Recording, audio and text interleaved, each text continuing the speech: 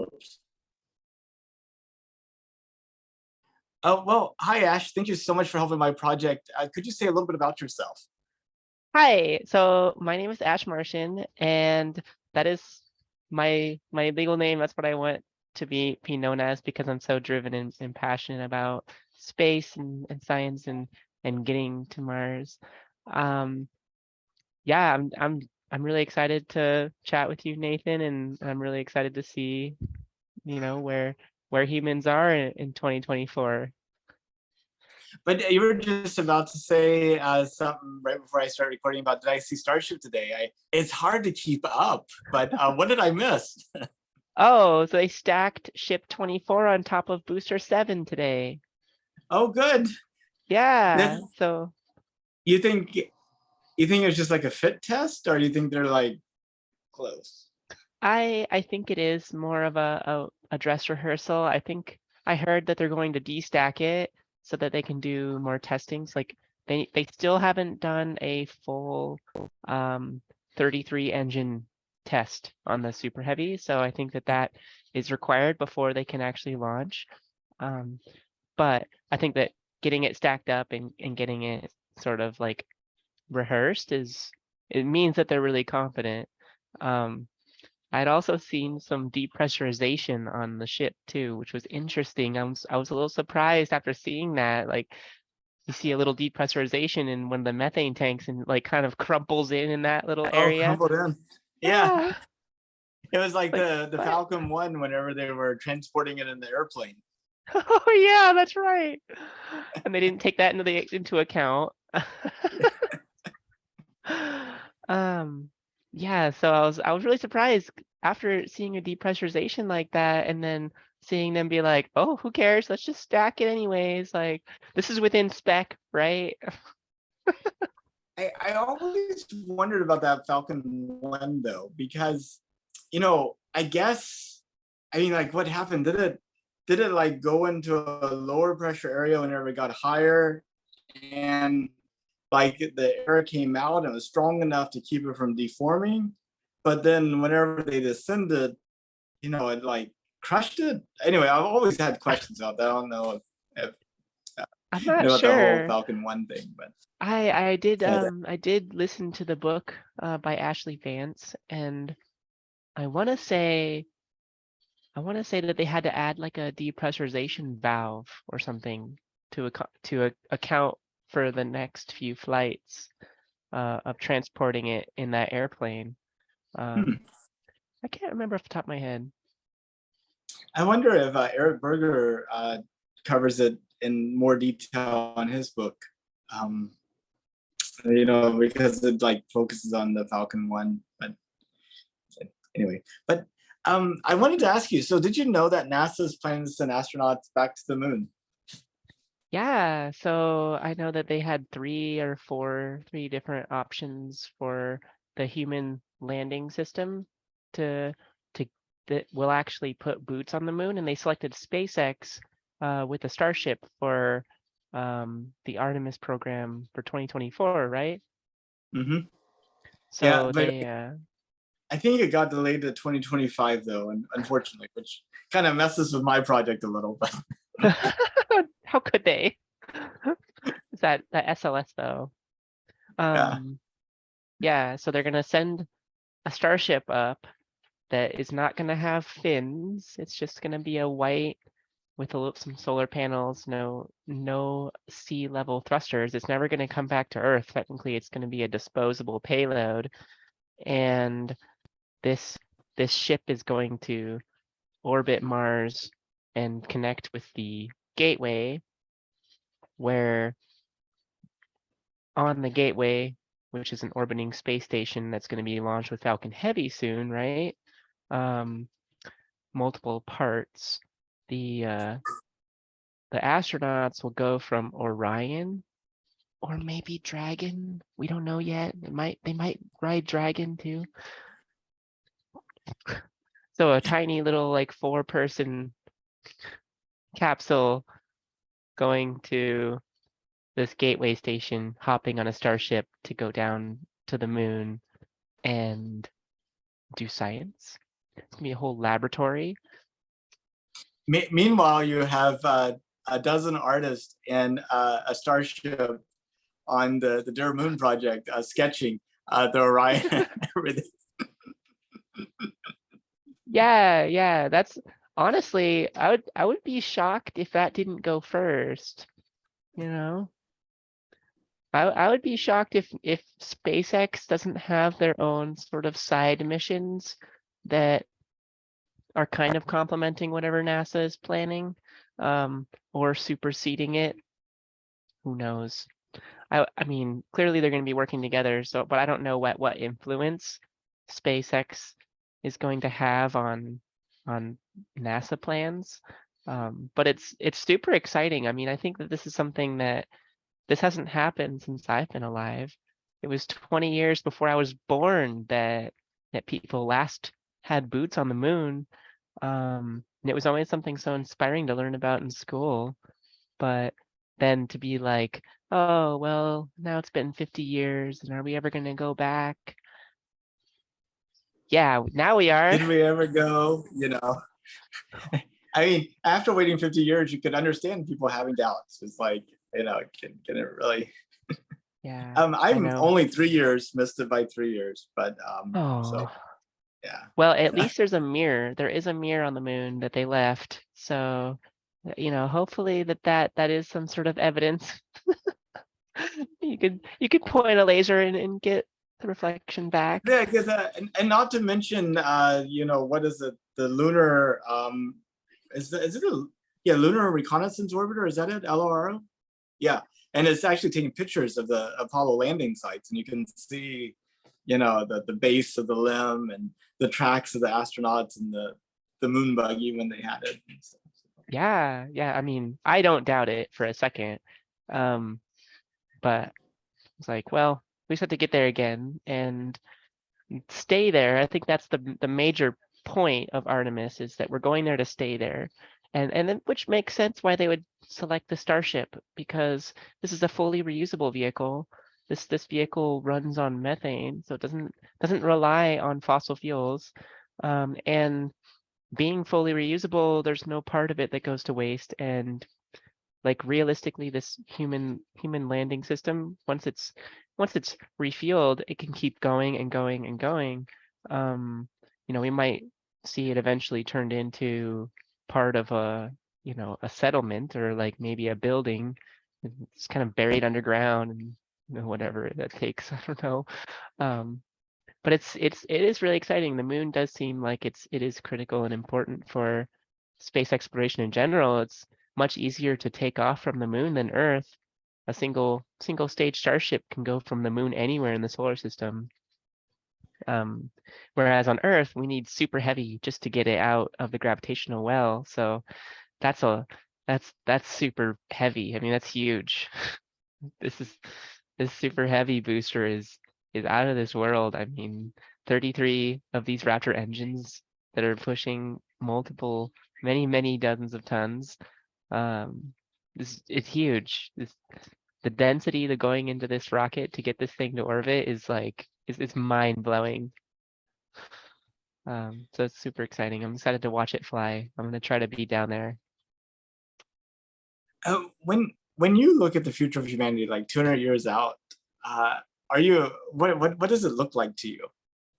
Um, so it's gonna sound a little crazy, maybe. But I imagine not just an Earth 2.0, or like a a colonized terraformed Mars, but but potentially life and humans living everywhere in the solar system. I think there's many bodies, many moons of the gas giants that are that could be habitable for life and colonies. There's plentiful resources just around our sun. I think within 200 years, maybe we'll be looking at interstellar travel being viable with fusion, um, with some sort of fusion-based system that can get us closer and closer to light speed. But ultimately, I think that what drives our biology in evolution is going to be spreading life. I think that's why our brains evolved the way that they did. I think that we don't end here on Earth. I don't think we evolved to end at the iPhone or just consuming technology. I think our technology is meant to take us to the stars and take life with it, not just for human sake, but for all the plants and animals that could exist and thrive out in different areas that just need minor adjusting. I think Mars is one of those fascinating places because right now it's barren, it's desolate, it doesn't have a molten core, there's no magnetic field.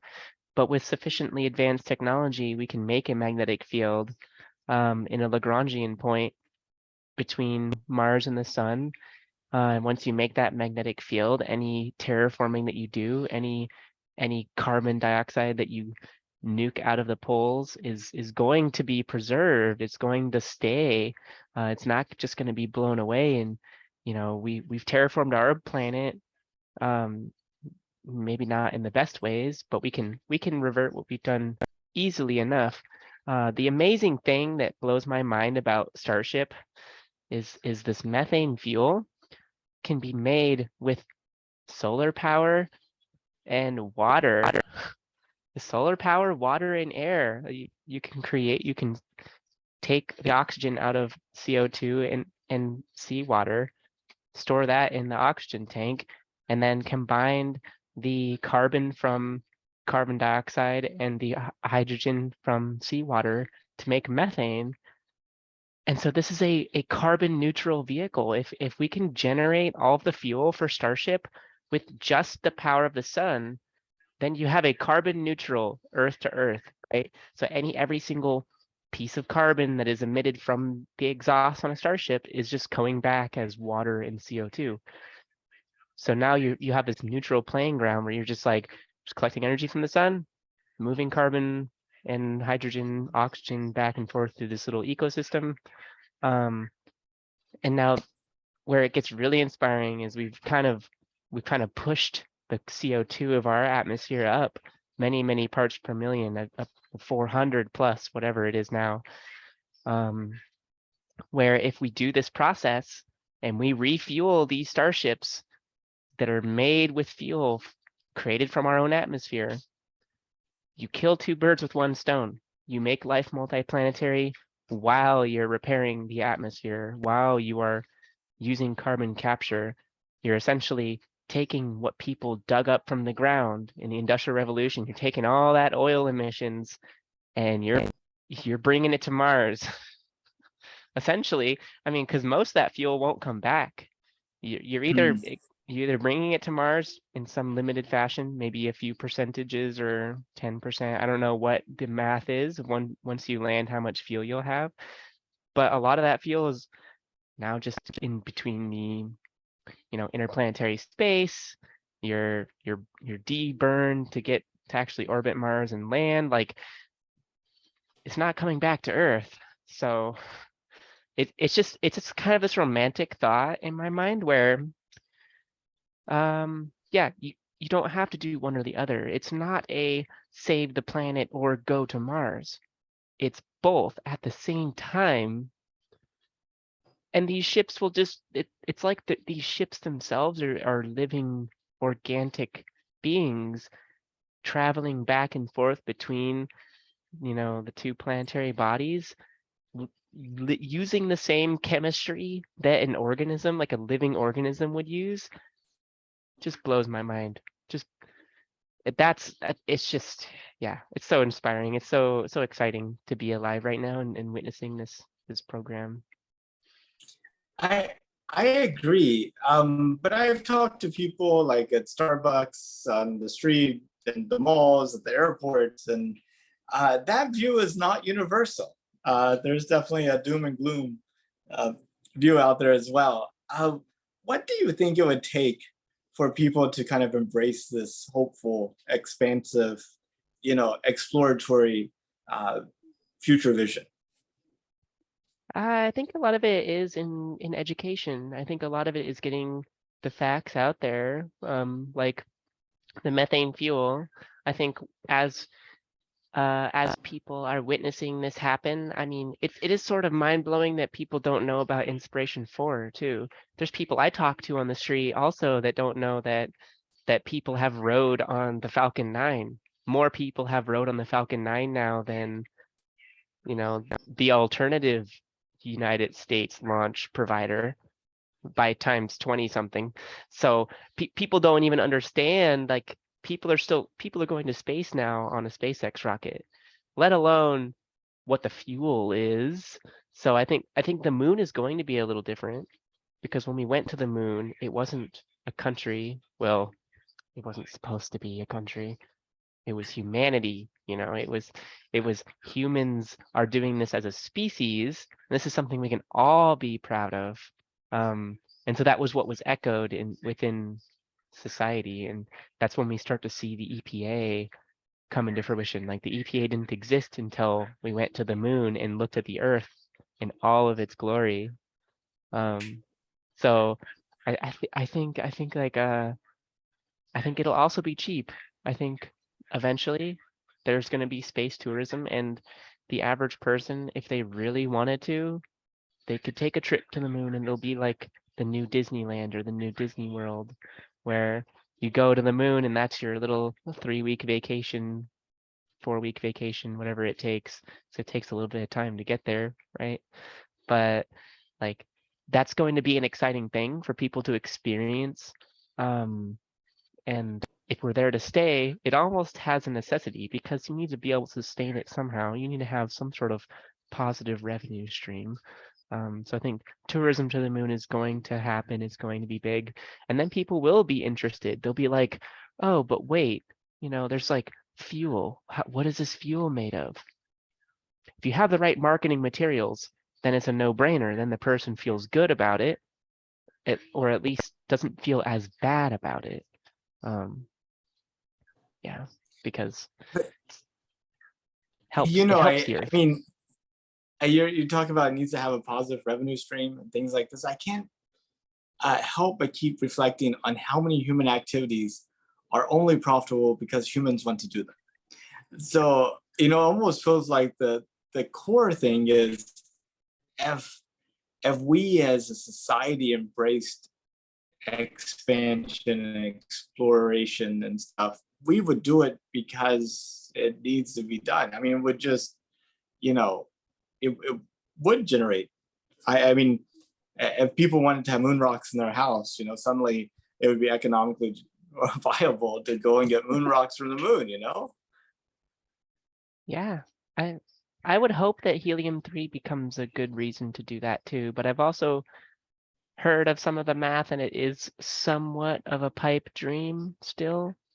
Nuclear fusion with helium-3 and the amount of regolith that you have to process a square kilometer for something like a kilogram of helium-3. But a kilogram can power a lot, right? I mean, a kilogram could power a whole society or some crazy number like that. So it's like, well, it's interesting though. It's very interesting to see what happens, what comes of it, and what happens with the Geneva Convention. Because ultimately someone's going to live there, and it can't be a government like a United States representative, right? It can't be like I haven't really done like probably my due diligence on the Geneva Convention, but to my understanding, the United States government can't own the moon land. So what happens there? There's this book Andy Weir wrote called Artemis, which it's like he knew it was going to be called Artemis, and this book was written a long time ago. It's like he knew somehow, and that book goes into a lot of the revenue streams, the kind of local government that happens, which 20 years after the first Artemis bases are built. It's super, super fascinating. I think they're making a TV show based on this, which might scare people. I think if it comes out before or right during the Artemis landings, it might just scare people. I'm not sure, or it would inspire them. Either way, like it is exciting, and I look forward to seeing what happens. But I don't think we can. The difference there in that book was we stopped at the moon, and we can't stop at the moon. I don't think Elon will stop at the moon. I definitely know he's trying to go to Mars. So that's kind of where the universe split. Like, well, we're not just stopping at the moon. We're gonna keep going, and the moon is just a stepping stone, and that will probably be part of the profit. Is you have a layover, like a layover on the moon. You're on your way to Mars. You stop at the moon, and you're there for a couple of days or whatever it takes to have a ship ready to go to Mars. But yeah, That could be it's really super exciting. awesome. Did you read Artemis or did you listen to audiobook? I listened to the audio. Yeah, the audiobook. I thought the actress really added something to it. Yeah, absolutely. Like the emphasis, Project Hail Mary was like that too. The just the person Yeah. reading Oh, it. especially like the and talking and stuff. Yes, oh, You so know, whatever. good. That was awesome. Well, I probably don't need to ask you this question, but it's part of my standard spiel. Would you take a trip to space if you could? You know what's funny about that question? At my work, we do like a company culture norming exercise with new employees where we basically get them into a Zoom meeting, and it's like a Q&A with the new person, right? Which is a great way to break the ice. That is the question that I ask every single person. Exactly how you've asked me. I always ask the new people that work at my company, I'm like, would you go to space? Why or why not? I've had to mix it up a little bit, like, oh, if it was all expense paid, would you go? Why or why not? If it was proven safe. So yeah, I think absolutely I'm married to the idea. My last name is Martian. It wasn't a stretch. I just had to add one A. It used to be Martin, so it wasn't like a huge stretch to just add an A and become a Martian. But yeah, no, I definitely hope I have the opportunity. I hope that I can be a part of the movement and make sure that things are done in, a correct moral, ethical way that I see fit, that I really envision direct democracy being really important in space. Important not just for the people living in space, but for the people on Earth watching, for the people on Earth that might get better ideas of how their government should be ran, because of the new governments that are happening in space. I think if it doesn't start with a new form of government, a new leadership structure, I think you're doing it wrong. If we just inherit all of the societal issues that we have here on Earth, then why are we even going to space? So It's a big problem, but yeah, talking about sci-fi books, I keep thinking about that Dune, and Arrakis was created to train the faithful or something like that. I don't know, but maybe life on Earth has just become too comfortable, and we've kind of bored. lost track of essential relationships and stuff, and Yeah, maybe these tight bands of people going to Mars and really having to depend on each other, and really, they created like the new one. Oh, I lost your audio. Can't hear you. Is it my side? Can you hear me? Is it me? Let's see. Oh, that comes across, so that's good. Uh,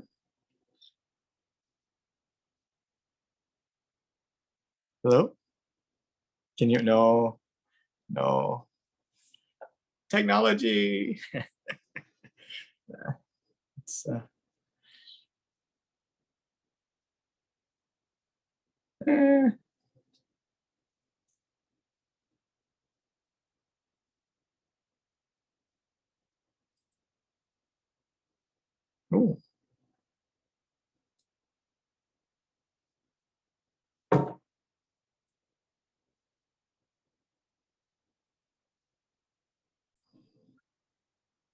there we go. Yes. Not sure what happened to my headphones. They have a green light, so oh well. Ah. And so, gosh, I lost my train of thought. But so you see, so you would immigrate to Mars if you could? Yeah, I think for me it's like a moral imperative that if I don't, then I'm really just leaving it up to someone else to figure out. And like I said, I'm really motivated by the thought of creating a direct democracy where every person votes on every issue. We use technology that we didn't have 300 years ago. No representatives, no career politicians. What we have is moral, ethical good. I think is kind of like the ultimate goal. I think we should strive for human rights. We should strive for taking care of every individual. The crazy thing is, here on Earth, we are very protected. We live in a little bubble of like a little bubble where life can just exist. There's nowhere else in the solar system where that bubble exists, except for the fuselages that we create, the buildings that we build, the areas we go. So humans won't need to fight each other. Like right now, there's not the common enemy for people on Earth is other people. But the common enemy when you're on Mars or you're on the moon is the environment itself. The universe is trying to kill you. So when it comes down to us versus them, us is now all of humanity, and them is the evil universe that we need to bend to our will just to survive. And if you do the wrong thing, you can't breathe. You can't go outside. You can't have homeless people. Where are they going to go? You have to integrate them into society. You have to integrate everyone into society. Yeah. So I have to go because I have these values. I have these values that I see as imperative that need to be implemented, and I can't trust the establishment to not just fall back on corrupt capitalism to as a foundation for these places. That we need to have like a 21st century government in space. It sounds good.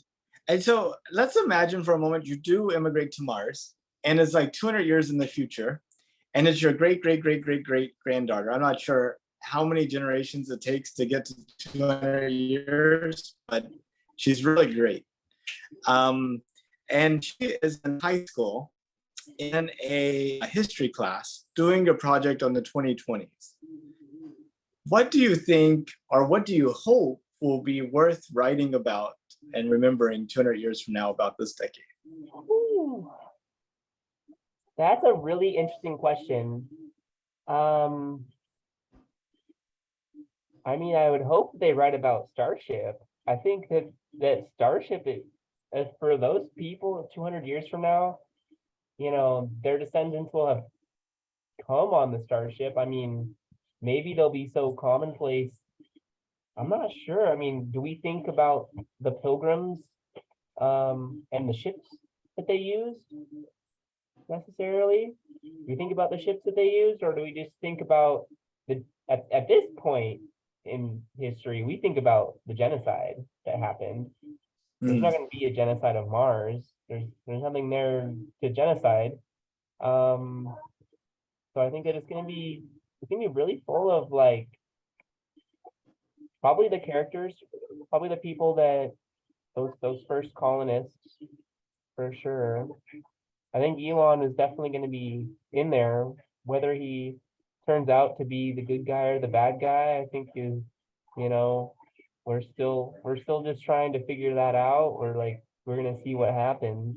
But but I don't think Elon is going to be among the first people. There was that Saturday Night Live skit where he's like in mission control on Earth, telling the guy to read out the measurements. And I mean, I just foresee him staying on Earth until it's like really, really safe. Probably to protect him, his kids, Tesla. I think having him as key man risk on Tesla has been something that's been touted as huge, huge issue. So I think that the people that are there will have a lot more control than we might, initially think on the onset. When you talk to people, usually people are like, I don't trust these billionaires. But it's not going to be the billionaires going at first. Like, I'm sorry, but a billionaire is going to live their lush life here on Earth where they can breathe the outside air. The billionaire is not going to want to go to Mars and struggle and fight just to breathe and eat food. I don't see it. I don't see it happening. I see the first people going to be people that are passionate about, making life multiplanetary, and like, it's not going to be the regular old billionaires. They might try to have a say in it, but we're 6 months away for 40 light minutes. Like, things, it takes a long time just for information to travel. Are they really going to have control over Mars? Like, what are they going to do? Not send supplies? They're going to turn off our air and just kill us all? I don't see that. Like, we disobey and then they just terminate us? I don't think that the United Earth is going to stand for killing a colony of people. I think those people need to be self-governing, and that's what I look forward to is having a say in that, and being able to have this influence. I have a lot of ideas about how even the technology behind a decentralized government is going to work. So like being on the forefront of that is just really important to me. At least like as far as we get there, now what do we do? Like, what's the ultimate goal? Well, life needs to have a haven here. Like, we need to have forests. We're not going to be controlled and regulated by the FDA either. So we're going to be experimenting with life's code, DNA, probably use advanced AI to figure out. I think about like the mycelial network is a critical part of the Earth's ecosystem and the forest and life here on Earth. What if the mycelial network is actually critical to creating these terraformed areas for forests to grow? I mean, you imagine trying to construct a dome out of some sort of transparent material is going to be an engineering challenge. But for life, it might actually be pretty easy. And fungus have some really interesting properties where I haven't run the numbers on this, but in my imagination, I can imagine a symbiotic relationship between plants and mycelial spore, where the mycelial spore creates a dome that lets in enough light for plants to photosynthesize, can hold a pressurized atmosphere for plants and animals to thrive. The fungus eats the dead animals, it eats the dead plants. It acts as that communication network like it does here on Earth, but it also can protect, like, huge domes that now all we really need to do is plant the seed and watch it grow. Right now it can just take over the planet and we don't necessarily have to build anything. We're just programming the DNA, let it go, give it a little bit of water, right? Or maybe it's able to seek it out and melt it and absorb it. It's like kind of, that's awesome. Well, Ash, those are pretty much the questions I had. But is there something that you wanted to talk about, or did you have any questions for me? Well, I mean, I did pretty good spiel there. Kind of went into some of my far-reaching imagination about kind of what drives me. Um, I made a game called Cybertruck Simulator that I was able to get the entire Mars height map. And you drive a Cybertruck around Mars, you summon a starship, and it's just kind of goofy fun. You can play it with friends, you know, if you have friends that also have the game or whatever. It's just like on iPhone or Android. I have it on Steam, but it's not available on, it's not active yet. But maybe by 2025 it will. That'd be cool. I plan to have a big party at the end of 2024 celebrating the end of my project. So maybe you come and everybody there can play the game. I would love that. I would love that. And that's the spore idea was something that I wanted to get in the game as to get people thinking and just like, yeah, that imagination.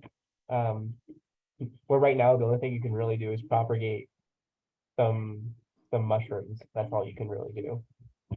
Collect Dogecoin, upgrade your truck, you know, just simple game stuff, but just that fantasy of, you know, getting people to think about it and, you know, maybe it's possible within our lifetime. And that's really what gets me out of bed in the morning, where we have so much chaos and fear and just economic disaster, like ruin, you know, are we on the brink of World War III? I don't know. But the one thing that can unite all of humanity is space, and spreading life to other planets, I think, is something that we can all be a part of, and that is not just for the people going, but it's for evolution. It's for all of life. It's something that needs to happen, and we should embrace it, and use it as a unifying force.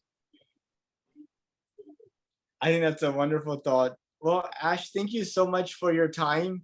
And I really appreciate you sharing your views with me and making it part of this collection. And I hope that future high schooler truly appreciates this range of views and how, you know, it wasn't simple for us to actually create the world. It was a struggle, and many people had different views to make it happen. Right. And I always feel like I need to be doing more.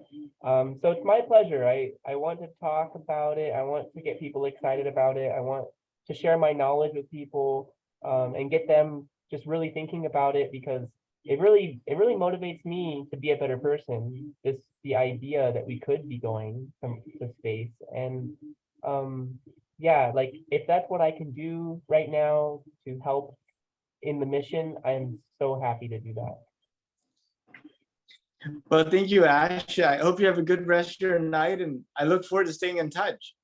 Yes, thank you, Nathan. It was good meeting you, and I hope you have a good night too. Okay, bye-bye. Bye.